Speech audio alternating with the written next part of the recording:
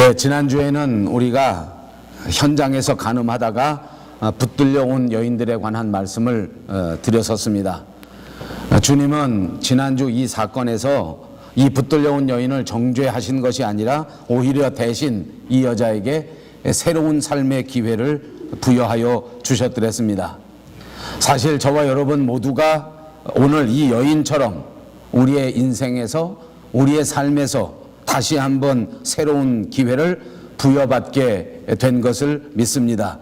이번 저와 여러분에게 부여된 이 하나님의 놀라우신 은혜의 기회가 절대 그냥 땅에 떨어지지 말고 이번 기회에는 반드시 변하여 새 사람이 되고 하나님 앞에 성령 충만하여 주님을 위하여 마음껏 일할 수 있는 아름다운 성도들이 다 되시기를 주님의 이름으로 축복합니다. 오늘 우리 본문의 말씀은 지난주 그 사건이 벌어지고 난 다음 우리 예수님께서 우리들에게 하신 말씀이란 말입니다. 그런데 이 말씀을 하실 때 이미 지난주에 있었던 사건, 그러니까 간음하다가 붙들려서 주님 앞에 나와 온 군중 앞에서 그런 어려움을 당했던 그 사건을 염두에 두고 우리에게 주신 말씀이다, 이렇게 추측해 보실 수 있습니다. 그리고 우리가 같이 읽은 이 8장 12절에서 주님은 우리에게 나는 세상의 빛이다, 이렇게 말씀하셨습니다. 빛, 우리가 다 아는 이야기입니다. 너무나 잘 아는 개념입니다. 빛. 그 빛이라고 하는 개념의 반대를 말한다고 하면 그것은 당연히 어두움일 것입니다. 그런데 여기서 말하는 어두움이라고 하는 것은 우리가 생각하는 캄캄한 어둠이라기보다는 그 어두움 자체가 어두움의 본질, 다시 말하면 죄를 이야기하고 있는 것입니다. 그런 의미에서 지난 주간에 이미 간음하다가 현장에서 붙들려 왔던 이 여인도 빛에 속하지 못한 채 어두움에 속한 본질적인 죄인이라는 것을 우리에게 가르쳐주고 있고, 또 그뿐만 아니라 그 여인을 마주 대했던, 그 여인을 데리고 왔던 그때 당시에 소위 종교 지도자라고 하는 바리새인들 그리고 서기관들도 모두가 다 빛의 존재라기보다는 어두움의 존재라고 말할 수가 있을 것입니다. 이 서기관들, 이 바리새인들 모두가 다 종교 지도자였는데 이 모두가 다 빛이라고 기대되는 사람이었는데도 불구하고 그들의 본질은 어두움이었다고 말할 수밖에 없는 것입니다.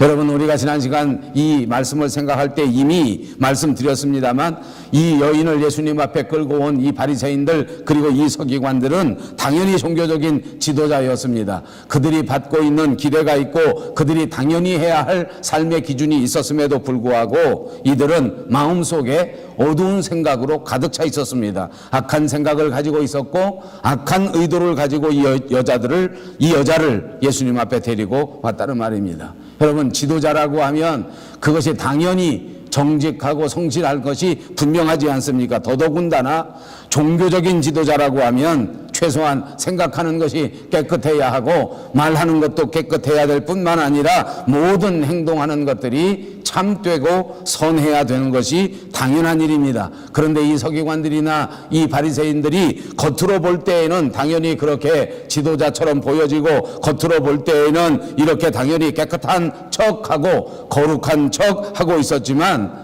그 속에는 어둠이 가득 차서 어떻게 하든지 예수님을 곤란하게 만들고 어떻게 하든지 예수님을 몰아붙여서 예수님을 잡아 죽여야 되겠다 하는 그런 흉한 생각, 나쁜 생각, 어두운 마음을 품고 예수님 앞에 온 것입니다. 그렇습니다. 종교 지도자였지만 이들은 결단코 빛이라고 말할 수가 없습니다. 이들은 오히려 어두움이라고 말해야 될 사람들입니다. 우리가 이미 살펴본 요한복음 1장 8절에는 주님이 우리에게 말씀하시기를 참빛 곧 세상에 와서 각 사람에게 비치는 빛이 있었나니 그가 세상에 계셨으며 세상은 그로 말미암아 지은 바 되었으되 세상이 그를 알지 못하였고 자기 땅에 오매 자기 백성이 영접지 아니하였다. 이런 말씀이 있었습니다. 요한이 왜 예수님을 빛이라고 소개하고 왜 이 예수님을 오늘 우리들에게 이렇게 빛으로서 말씀하고 있는가 하는 것은 다른 이유가 아닙니다. 예수님 자신이 성경에서 당신은 빛이시라고, 나는 빛이라고 우리에게 말씀하셨기 때문입니다. 근거는 예수님의 말씀에 근거하여 요한은 예수님을 우리에게 빛이라고 소개하는 것입니다. 여러분, 성경 말씀 중에 특별히 복음서 가운데 이 요한복음은 큰 특징을 가지고 있습니다. 이 요한복음 안에는 예수님이 스스로를 가리켜 나는 빛이다, 나는 생명이다, 나는 떡이다 등등 이렇게 말씀하신 적이 7번 기록되어 있는데, 오늘 나는 생명의 빛이라 하시는 말씀 말고도 6번이나 그런 말씀이 있습니다. 요한복음 6장 35절에는 나는 생명의 떡이라 라고 말씀하신 것이 기록되어 있습니다. 요한복음 10장 7절에는 나는 양의 문이라고 기록하셨습니다. 10장 11절에는 나는 선한 목자라고 말씀하셨고, 11장 25절에는 나는 부활이요 나는 생명이라고 말씀하셨습니다. 14장 6절에는 나는 길이요 진리요 생명이라고 말씀하셨고, 15장 1절에는 나는 참 포도나무라고 선언하셨습니다. 이런 것들을 자세하게 기록한 것이 바로 이 요한복음의 특징 가운데 하나라고 말씀드릴 수 있습니다. 자, 그러면 오늘은 왜 예수님께서 우리에게 나는 세상의 빛이라 이렇게 말씀하셨는지 그 의미를 깊이 생각해 보려고 하는 것입니다. 예수님이 이 말씀을 하셨던 그 역사적 배경도 다시 한번 말씀드려 보겠습니다. 우리가 이미 계속해서 강해에 오는 동안 알고 있는 것처럼 지금이 예수님이 군중들을 상대로 이런 말씀을 전하는 그 시기는 유대인들이 지키는 3대 절기 가운데 대표적인 절기의 하나인 초막절 절기에 이루어진 것입니다. 우리가 이미 지난 시간 강의한 것처럼 초막절이 거의 다 끝나고 이제 지금 막 초막절이 끝난 그런 시점, 그런 시대에서 이 말씀이 나오게 된 것이란 말입니다. 말씀드렸던 것처럼 초막절에는 여러 가지 큰 행사가 예루살렘 성전에 이루어졌습니다. 그 중에 한 가지가 말씀드렸었는데 물에 대한 것 아닙니까? 그래서 이미 우리가 생수의 강이라 하는 말씀의 제목으로 강해의 말씀을 드린 적이 있습니다. 이 명절 때에는 이스라엘 민족들이 다 예루살렘 성전 뜰에 다 같이 모여서 실로암 물에 내려가서 이 실로암 못에서 물을 떠가지고 오는 것입니다. 제사장들과 더불어 이스라엘 사람들 모두 함께 다 같이 실로암 못에 가서 다 같이 물을 떠가지고 와가지고 그 성전 한가운데 있는 번제단 옆에다가 물을 붓는 것입니다. 그리고 저는 이것을 말씀드릴 때 이것을 우리말 한문 가운데 헌수의식이라, 물을 뿌리는 의식이라 그렇게 말씀드렸었습니다. 그때 많은 사람들이 이 물을 뿌리면서 또 춤을 추고 노래를 불렀는데, 그때 대표적인 노래가 이사야 12장 3절에 있는 그 말씀을 가지고 노래를 불렀다고 전해집니다. 너희가 기쁨으로 구원의 우물들에서 물을 기르리로다. 그래서 우리가 이미 지난 시간에 생수의 강이라고 하는 찬송, 이 배경을 가지고 있는 복음성가의 찬송을 다 같이 우리도 목소리 높여 부른 적이 있습니다. 이 의식이야말로 이스라엘 민족에게 다시 한번 큰 의미를 깨닫게 해주는 의식입니다. 무슨 의식입니까? 이스라엘 백성들이 광야에서 광야 생활할 때, 피난 생활할 때에 그들이 목말라 죽게 된 상황에서 물이 없어 모두가 다 갈증을 느끼는 그런 상황 속에 하나님 앞에 간절히 기도했을 그때에 하나님의 은혜 가운데 반석을 쳐서 거기서 생수가 솟아나와 그 생수를 받아먹고 생명을 유지하게 한 그 엄청난 은혜를 기억하게 하고 기념하게 하는 감사의 행사가 바로 이런 행사입니다. 목마른 인생에게 마실 물을 주시는 분이 하나님이신 줄로 믿습니다. 오늘 생명을 유지할 수 있는 모든 것들을 우리에게 넘치도록 공급해 주시는 이 하나님의 은혜를 찬송하시고, 하나님께서 우리에게 충만하게 부어주시는 이 생명의 물을 받아 마실 수 있는 저와 여러분 모두가 되시기를 다시 한번 주님의 이름으로 축복합니다.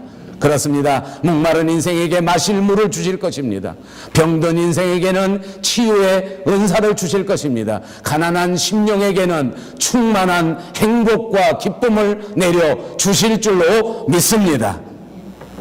예수님께서는 이 명절 끝날에 큰 소리로 군중들에게 외쳤습니다. 누구든지 목마르거든 내게로 와서 마시라. 나를 믿는 자는 성경의 이름과 같이 그 배에서 생수의 강이 흘러나리라. 아멘. 그렇습니다. 이렇게 말씀하신 그 말씀이야말로 이 헌수의식의 진정한 의미를 알게 하려는 예수님의 의도였습니다. 여러분, 이 초막절 행사 큰 것 가운데 이 헌수예식이 가장 큰 예식인데, 이것 못지않게 또 다른 큰 예식이 하나 있었는데, 그 예식을 말씀드리면 그것은 바로 등놀이 행사입니다. 초막절이 되면 이 예루살렘 성전 그 뜰 안에 넓은 뜰에 큰 4개의 대형 금 촛대를 만들어서 그것으로 불을 밝히는 행사입니다. 그때 전해지는 학자들의 이야기를 들어보면 이 불빛이 얼마나 밝았던지 예루살렘 전체가 다 환하게 비출 만큼 그렇게 큰 불빛이 예루살렘 성전에 그 4개의 촛대 위에 밝혀졌었다, 이렇게 전해지는 이야기가 있습니다. 사실인지 아닌지 모르겠습니다만 아무튼 예루살렘 전체를 비출 만한 이런 큰 촛대가 예루살렘 성전에서 밝혀지고 이 등놀이 행사 또한 이 초막절 절기에 이루어지는 큰 행사 가운데 하나라 그 말입니다. 이 불빛 아래에서 제사장들이 모이고 이 불빛 아래에서 바리새인들이 모이고 이 불빛 아래에서 종교 지도자들이 모여서 또다시 노래를 부르고 또다시 춤을 추고 또다시 큰 축제를 벌리게 되는 것입니다.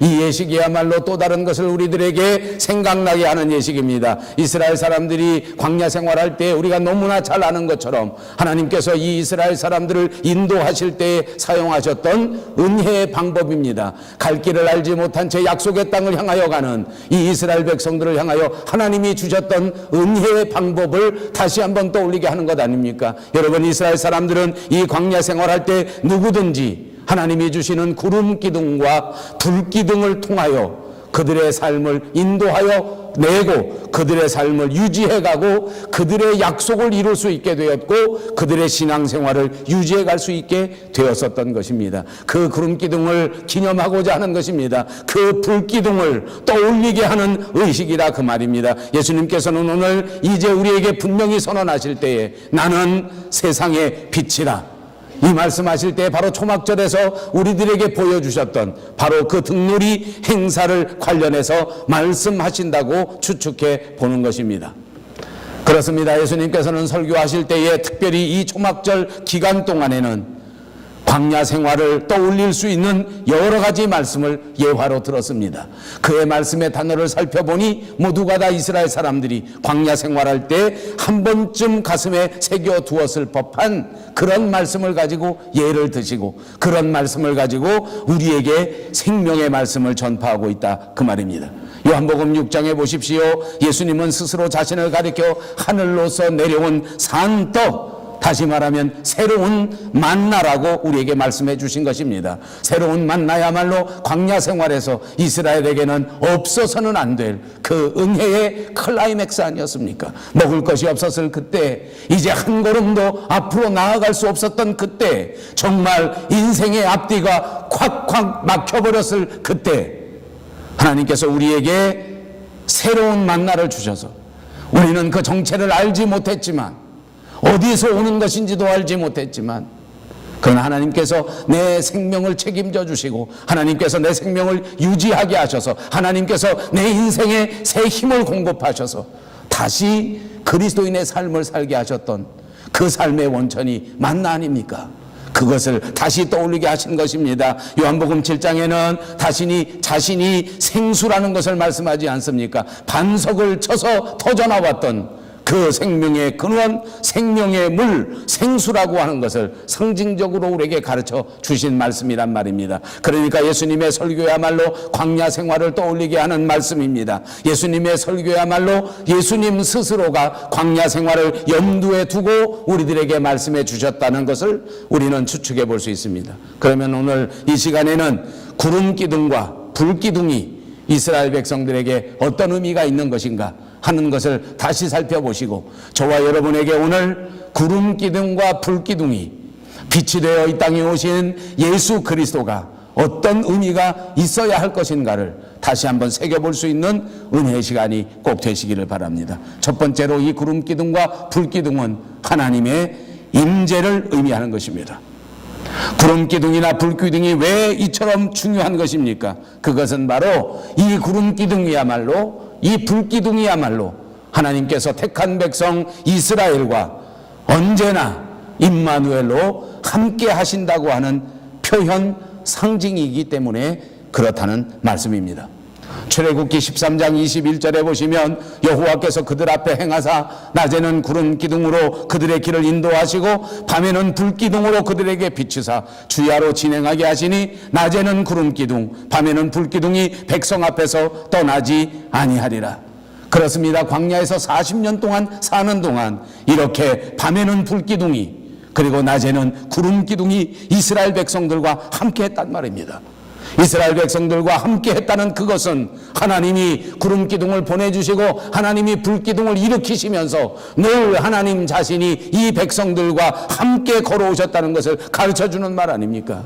낮에 이 구름 기둥이 없었다면, 밤에 이 불 기둥이 없었다면 그들의 40년 인생은 결단코 가능하지 않았을 것입니다. 이렇게 구름 기둥이 있었기 때문에, 불 기둥이 있었기 때문에 이스라엘 백성들은 하나님 앞에서 삶을 유지할 수 있었고, 이 이스라엘 백성 모두의 마음 깊은 곳에 자신들과 함께하는 하나님 때문에 언제나 용기를 얻을 수 있었고, 언제나 새 힘을 얻을 수 있었고, 언제나 큰 위로를 받을 수 있어서 그 엄청난 그 외로운 광야의 길을 승리할 수 있었던 것입니다. 여러분, 그런데 정말로 안타까운 일입니다. 이렇게 광야의 삶을 살 때에는 이스라엘 백성들의 삶의 현장 속에 언제나 구름 기둥과 언제나 불 기둥이 이 백성 전체와 함께하여 섰는데, 그런데 오히려 이 이스라엘 백성들이 약속의 땅 가나안 땅으로 들어간 다음 이 불 기둥이 없어져 버렸습니다. 더 이상 이 구름 기둥을 볼 수가 없었습니다.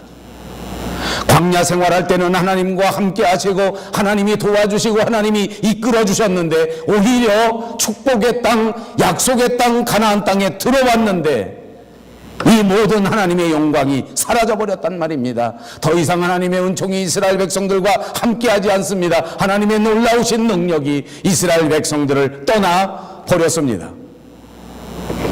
얼마나 큰 아이러니인지 모릅니다. 그렇습니다. 저와 여러분이 이것에서 큰 은혜를 받기 바랍니다. 오히려 우리가 예수를 믿기 전에 이제 예수님을 믿기 시작했을 그때에 날마다 하나님과 동행하고 날마다 하나님을 의지하고 두렵고 떨리는 마음으로 주님의 말씀을 지키려고 했을 그때에는 아침부터 저녁까지 주님이 구름 기둥으로 불 기둥으로 우리를 인도하시지 않았냐 말입니다. 그러나 우리가 믿음의 사람이 되고 1년이 지나고 3년이 지나고 5년이 지나고 직분을 받고 이제는 어엿한 그리스도인의 중진이 되었는데 더 이상 하나님의 영광이 그 심령 위에 머물러 있지 않는 것입니다.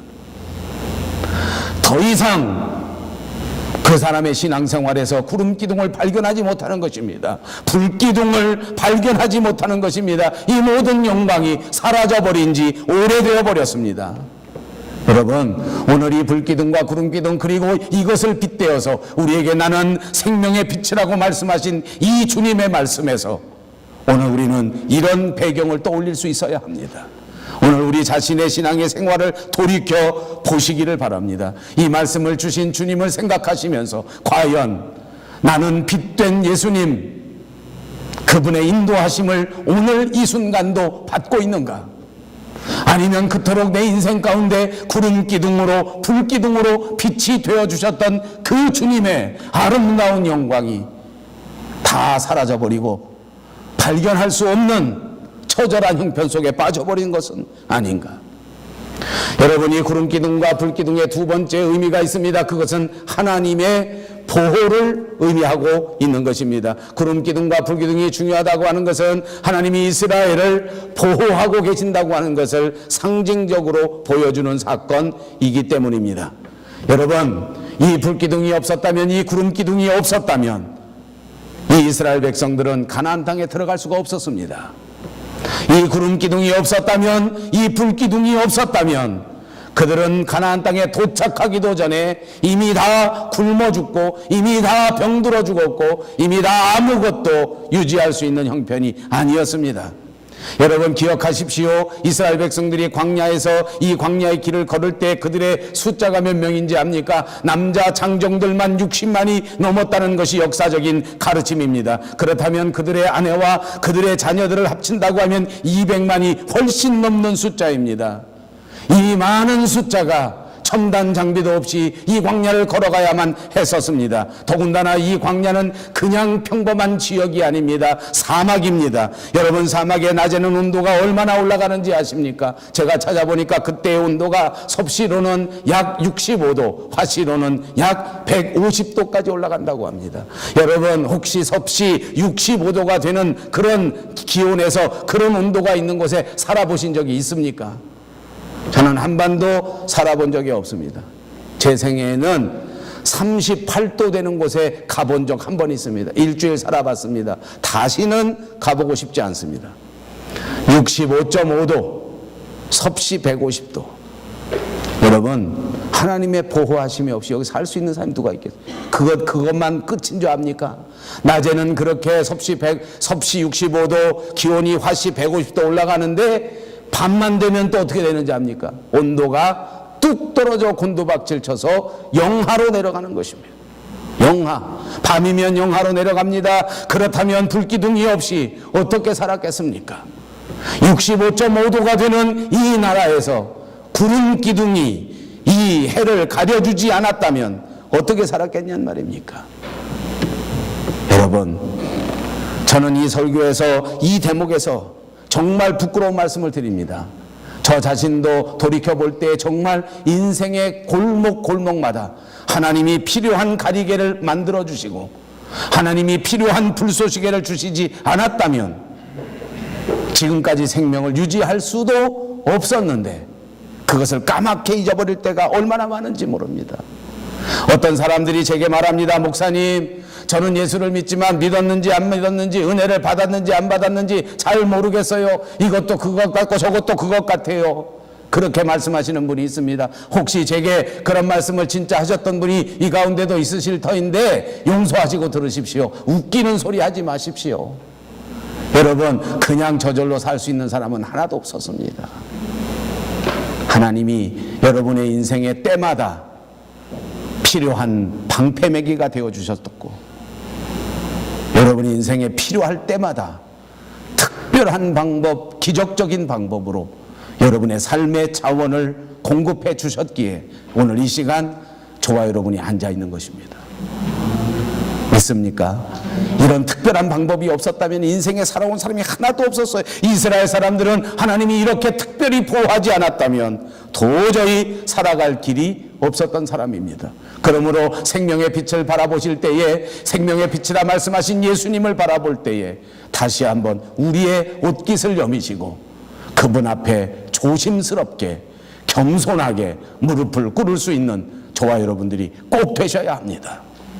꼭 되셔야 합니다. 하나님은 우리의 생명을 유지하신 분입니다. 다른 분이 아닙니다. 그냥 우리에게 지식을 가르쳐주는 선생님이 아닙니다. 지식인이 아니란 말입니다. 과학인이 아니란 말입니다. 오늘도 우리의 생명을 주관하실 수 있는 그분 하나님 앞에 겸손하게 무릎을 꿇고 주님 앞에 도움을 구하실 수 있는 저와 여러분들이 다 되시기를 바랍니다. 마지막 세 번째 구름기둥과 불기둥은 하나님이 우리를 인도하신다는 것을 의미해 주는 것입니다. 그래서 중요한 것입니다. 생명의 빛이라 하심은 예수님께서 우리의 인생 가운데 오셔서 우리의 생명을 인도해 주신다고 하는 것을 말씀해 주시는 것입니다. 상징입니다. 여러분, 이스라엘 백성들이 가는 곳은 광야라고 말씀드렸습니다. 광야의 특징은 낮에 이렇게 뜨겁고 밤에 이렇게 추운 것, 그것 말고도 또 있습니다. 이 광야는 말 그대로 광야입니다. 이 광야에는 아무것도 없습니다. 여러분, 저는 이 밴쿠버에 처음 이민 왔을 때에 여러 가지 깜짝 놀란 일들이 있는데 그 중에 한 가지가 있습니다. 요즘도 이것을 철저하게 느끼게 되는데, 금요일 날 제가 교회에 왔다가 저희 집을 돌아갈 때에는 작년에 이사를 가서 랭리 쪽에 저희 집이 있기 때문에 당연히 저쪽 도로 해서 일본 고속도로를 타기 위해서 뒷길로 갑니다. 제가 그 길 이름을 잘 모릅니다. 정신병원도 있고 그런 저 포트 코키틀람 경계선 길인 것 같습니다. 거기 가면서 느낄 수 있는 게 매일 느낍니다. 밤에 갈 때마다. 뭘 느끼겠습니까? 정신병원은 오른쪽에 있지요. 길은 캄캄합니다.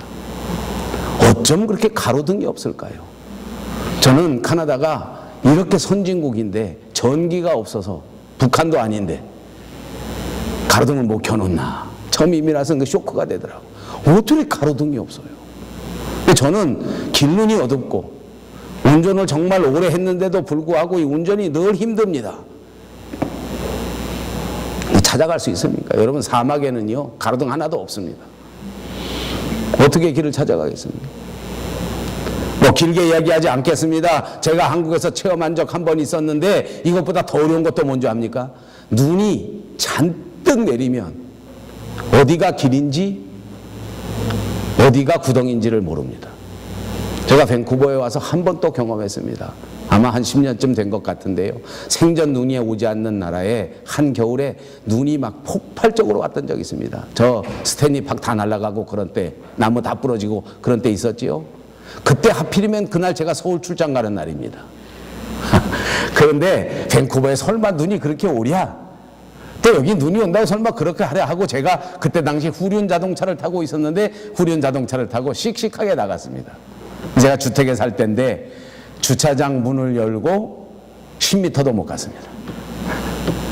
길이 하나도 안 보이는 거예요. 어디로 길을 가야 될지 몰라요. 더군다나 뭐 제가 밴쿠버를 잘 알지도 못해요. 이거 다 평지 아닙니까? 한국 같으면 그래도 끄트머리에 빌딩이라도 있으니까 그렇게 보면 저쯤 가면 저기는 길이 아니겠구나, 여기가 길이겠구나 하고 볼 수 있는데 여기는 막 평지니까 어디가 길인지 도무지 하나도 알 수가 없는 거예요. 가지는 못했습니다. 결국은 택시 불러서 갔습니다만 여러분, 사막은 어떻게 된지 압니까? 길인지 아닌지 모릅니다. 도로가 없습니다.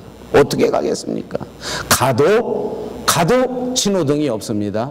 가도 길이 없습니다. 진짜 말 그대로 가도 끝이 없는 사막만 계속해서 펼쳐집니다. 어떻게 자기의 목표를 찾아 걸어갈 수 있단 말입니까? 조금만 다른 생각을 하면 딴 길로 갑니다. 조금만 주의를 기울이지 못하면 그냥 어디가 어딘지 모르게 될 수밖에 없는 것입니다. 그래서 하나님이 이스라엘 백성들에게 구름 기둥을 준 겁니다. 구름을 바라보면서 구름을 따라가는 거예요. 하늘에 구름이 나타나면 하나님께서 주신 응답이라고 믿고 그 구름이 이동할 때마다 이스라엘 백성들은 따라서 이동한 것입니다.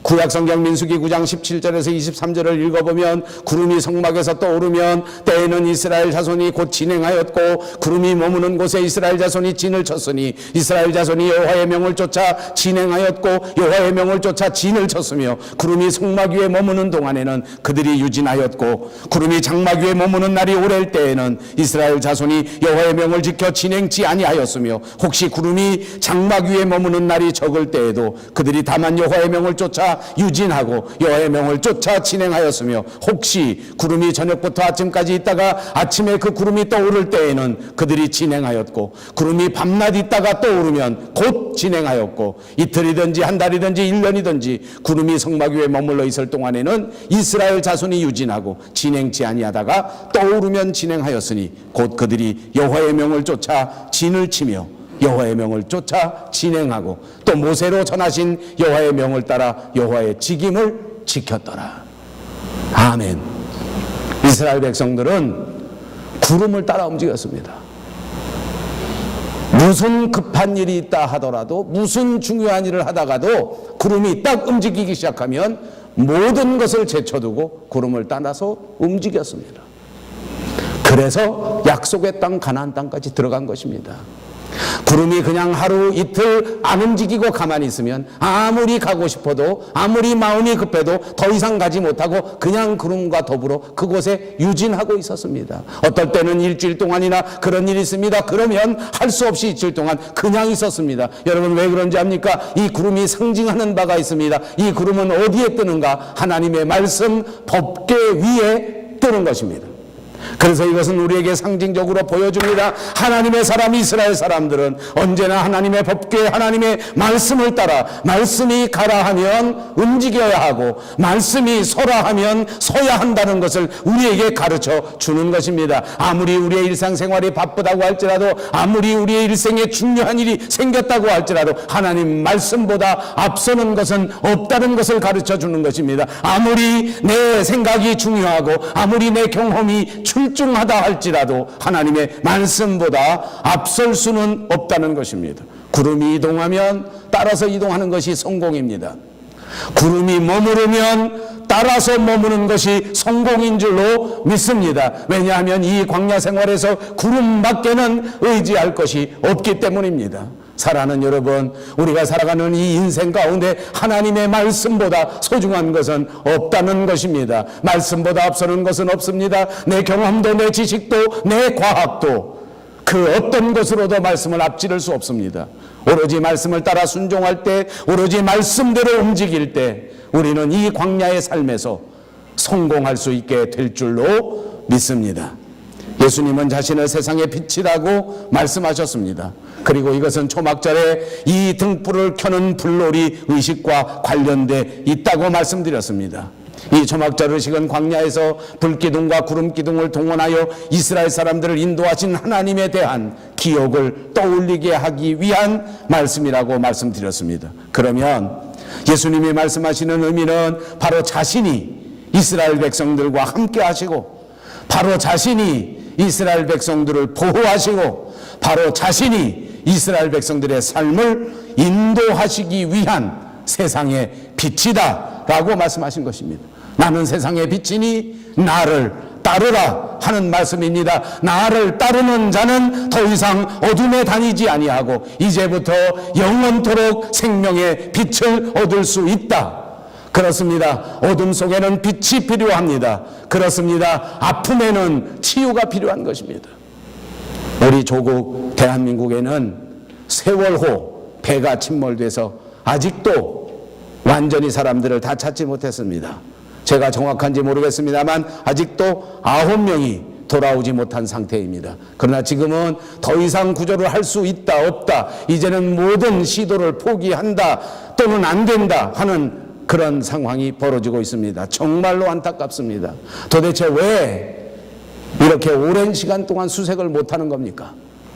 물론 여러 가지가 있습니다. 바닷속이기 때문에 자유롭지 못한 것도 이유요, 바닷속이기 때문에 산소가 부족한 것도 힘든 일입니다. 바닷속에 이 배가 이상 야릇하게 넘어져 버렸기 때문에 함부로 다룰 수 없는 것도 어려운 문제입니다. 근데 진짜 어려운 문제는 이 뱃속에 들어가 빛이 한 점도 새들어오지 않는 것입니다.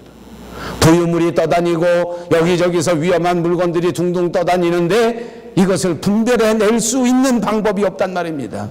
아무리 강하게 빛을 발해도, 아무리 강한 것들을 동원해도 이 어두움을 몰아내고 빛을 밝힐 수 있는 방법이 없습니다. 그러므로 우리는 모든 국민들이 가슴을 쓸어안고 모두가 다 같이 아파하지만 그러나 한 걸음도 앞으로 나가고 있지 못한 것입니다. 찾아내지 못하는 것입니다. 여러분, 이 시점에 과연 누가 이 칠흑 같은 바다 속에서 빛을 밝힐 수 있겠습니까? 이 첨단 과학 시대에 아무도 이것을 못하고 있습니다. 여러분, 이 세상을 보십시오. 이 엄청난 세상 가운데 그 어떤 영웅도, 그 어떤 철학자도 자기 자신을 가리켜 이 세상의 빛이라고 말한 사람이 한 사람도 없습니다. 아니, 말할 수 있는 사람도 한 사람도 없습니다. 아무리 거룩한 사람이라고 할지라도, 아무리 공부를 많이 한 학자라고 할지라도 그 자신이 스스로 세상의 빛이라고 말할 수 있는 사람은 없을 것입니다. 오직 우리 주님 예수님만이 우리에게 하실 수 있는 선언인 줄로 믿습니다. 그리고 이 말씀이야말로 참다운 진리의 말씀이라고 하는 사실을 꼭 믿으시기를 바랍니다. 그때 당시에 종교 지도자들, 바리새인들, 서기관인들, 정말로 백성들 앞에서는 다 존경받는 사람들이었습니다. 그러나 예수님이 나타나시고 예수님이 말씀을 그들 앞에 전파하셨을 그때에 이 종교 지도자들은 모두가 다 어두움을 여실하게 드러내고 말았습니다. 자신은 여태까지 어두움 속에 속해 있었습니다. 자신은 여태까지 어두움의 본질적인 존재였습니다. 사람들을 속이고 비친 것처럼 살았지만 참된 빛이 오니까 이 어두움이 드러나고 만 것입니다. 여러분, 소경을 인도할 수 있겠습니까? 어두움의 본질 속에 들어가 있는 어두움의 존재가 어떻게 사람들을 인도할 수 있느냐, 그 말입니다. 여러분, 세상은 모두가 다 어두움으로 가득 차 있습니다. 세월호의 말씀을 드렸습니다만 우리의 삶의 현실은 바닷속이 아니라고 할지라도 도대체 답답하리만큼 캄캄한 어둠 속에 있습니다. 어느 누구도 이 세상에 참다운 빛을 보내줄 사람은 없습니다. 왜 그런지 아십니까? 모두가 다 어두움에 속해 있기 때문입니다. 모든 사람들이 어두움을 좋아합니다. 모든 사람들이 어두운 데를 사랑합니다. 그래서 이 세상 모든 경제가 어두운 데서 벌어지고 있습니다. 어두워지면 모든 경제가 활성화됩니다. 어두워지면 모든 사람들이 활동을 슬슬 시작합니다. 우리나라 이야기 가운데 도둑들이 제일 싫어하는 것이 무엇인지 압니까? 보름달입니다. 그런가 하면 어린아이들, 순진한 아이들이 가장 좋아하는 게 뭔지 압니까? 한밤중에 우리를 비추이는 보름달입니다. 어떤 사람은 이 보름달을 그리워하고 어떤 사람은 보름달을 사모하고 보름달을 기다리는데, 어떤 사람은 보름달이 부끄럽고 어떤 사람은 보름달이 수치스럽고 어떤 사람은 보름달 때문에 장사가 안 된다고 하소연을 하고 있는 것입니다. 여러분, 어떤 사람이 되고 싶습니까? 예수님이 오셨을 그때 당시에도 똑같은 현상이 벌어졌습니다. 어떤 사람은 예수님이 부끄럽고 예수님이 오시는 것이 너무너무 싫고 예수님 때문에 인생이 망쳐졌다고 생각하는 사람들이 많았습니다. 그래서 어떻게 하든지 예수님을 잡아 넣으려는 것입니다. 어떻게 하든지 예수님을 죽여버리려고 했던 것입니다. 여러분, 제가 생각할 때에 오늘 저와 여러분이 사는 이 세상은 아마 인류 역사상 가장 어두운 시대라고 해도 과언이 아닐 것입니다. 제가 살아온 인생을 돌이켜 볼 때에 57년쯤 살았는데 제 의식이 살아있는 것은 50년이 안 됩니다. 그 이전 건 생각이 안 나니까. 그래서 제가 50년 살았던 제 인생에서 가만히 생각해 보면 정말 지금이 제일 악독한 세상입니다. 지금은 모든 어두운 것들을 마음대로 할 수 있는 세상이 됐어요. 아무 데나 가면 퇴폐, 음란, 부정, 저질, 아무 데나 가서. 제가 어렸을 때만 해도 그렇게 잘 만나지 못했어요. 다 그런 사람들 숨어서 했어요. 지금은 도박.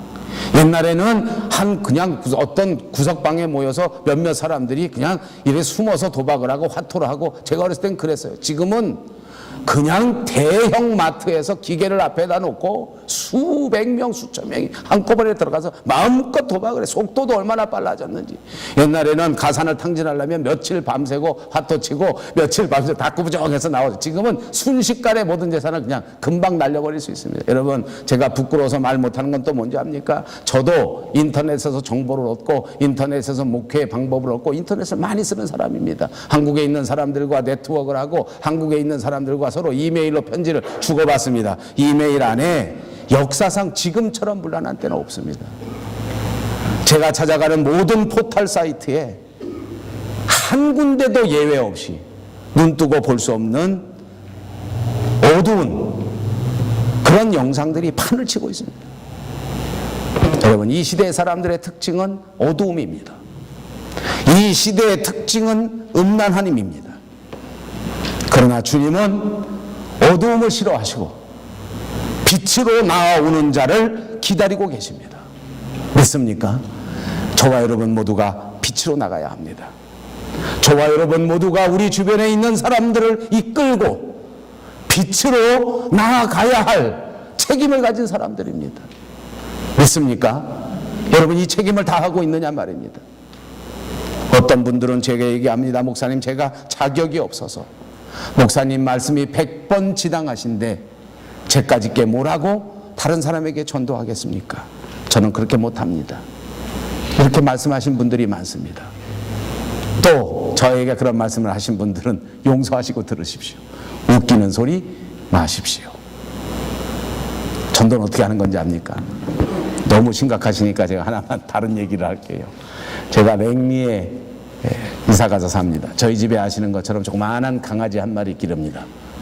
요즘 저희 장모님이 오셔서 제가 그 강아지 데리고 아침 저녁에 산책도 안 하고 아침 저녁에 용변 보아주는 일 안 합니다. 세상에 이렇게 감사할 수가 없습니다.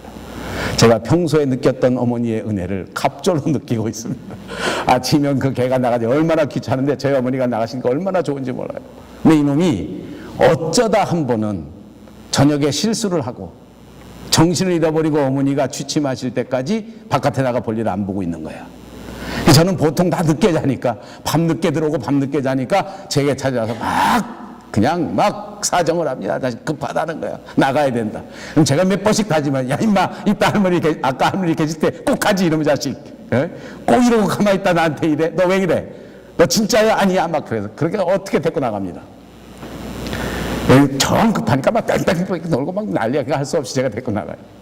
저희 집은 이렇게 조금 언덕이 진 데 살거든요. 뭐 이렇게 막 진지네. 무슨 강아지 얘기하니까 여태 안 듣던 사람들이 그냥 다 눈을 똑바로 뜨고 들어. 설교를 할 필요가 없어. 강아지 얘기만 하면 돼. 제가 지금 강아지 얘기 하려는 게 아니야. 괜히 여러분들이 지금 다도 가물가물하길래 지금 딴 얘기하는 거야. 내가 할 얘기는 따로 있어. 우리 동네는요, 가끔 가다가 정전이 됩니다. 설이 랭리해가 아니고 왜 정전이 잘 되는지 모르겠어요. 어느 날 정전이 팍 되면 저희 집이 약간 언덕에 살고 있기 때문에 그 밑에 상가들 번쩍번쩍하던 불빛들이 일시에 꽉 꺼져버립니다. 진짜 캄캄해요. 진짜 랭리는 시골이더라고요. 정말 캄캄해요. 너무너무 캄캄합니다. 그 캄캄한 밤중에 저 밑에 불빛이 반짝반짝합니다. 뭔지 압니까? 그 집도 나처럼 강아지 새끼 데리고 나온 사람입니다. 요즘은 이 핸드폰에 누구나 다 불 비치는 게 있으니까 그 프라시를 착 비치고 나옵니다. 핸드폰에 있는 거예요. 핸드폰에 있는 프라시 비춘 그 빛이 그게 정확하게 얼마 되는지 모르겠어요. 내가 사실 오늘 설교에 이 예화를 쓸 거였으면 내가 다 이게 몇 룩스인지 다 조사해 왔을 텐데 지금 딴 얘기하는 거야. 내가 딴 거 했다가 그냥 몇 룩스인지 몰라. 그까짓 게 밝으면 얼마나 밝겠으면 요만한 알에서 나오는 건데. 근데 그 핸드폰에서 나오는 불빛이 모두가 캄캄한 그 랭리 시내 전체 비추입니다. 예상이 가십니까? 믿습니까? 무슨 말 하는지 아십니까? 여러분, 내가 아무리 작은 빛이라고 할지라도 이 세상이 어두우니까, 이 세상이 너무 캄캄하니까 우리가 정말 그리스도를 사랑하기만 하면, 내가 정말 예수님을 사모하기만 하면 우리는 작은 빛이 되어 마음껏 이 어두운 세상을 비칠 수 있단 말입니다. 그러니까 여러분 이제부터 다시 용기를 가지십시다. 이제 하나님의 말씀을 내 마음속 깊은 인생의 가장 중요한 생명으로 받아들이고 내 인생의 생명의 빛이 되신 그 주님을 따라 살리라고 결심하기만 하면 우리는 이미 예수님의 빛입니다. 우리는 이미 이 어두운 세상을 밝힐 수 있습니다. 얼마든지 주님 앞으로 사람들을 인도해 가고 얼마든지 주님 앞에 가서 마음껏 칭찬받을 수 있는 착하고 아름다운 종들이 될 수 있을 줄로 믿습니다.